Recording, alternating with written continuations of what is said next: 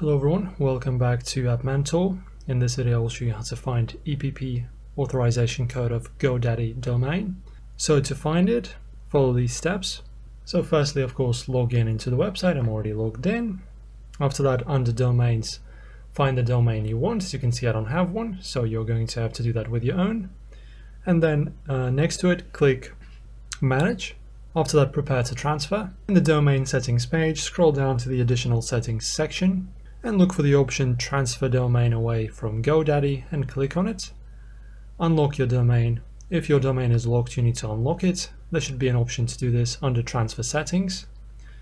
After that, get the EPP code. After unlocking your domain, click on the option to get your EPP code, and GoDaddy will either display the code directly or send it to the email address associated with your domain. And also check email. If the code is sent via email, check your inbox and look for the email from GoDaddy containing the EPP code.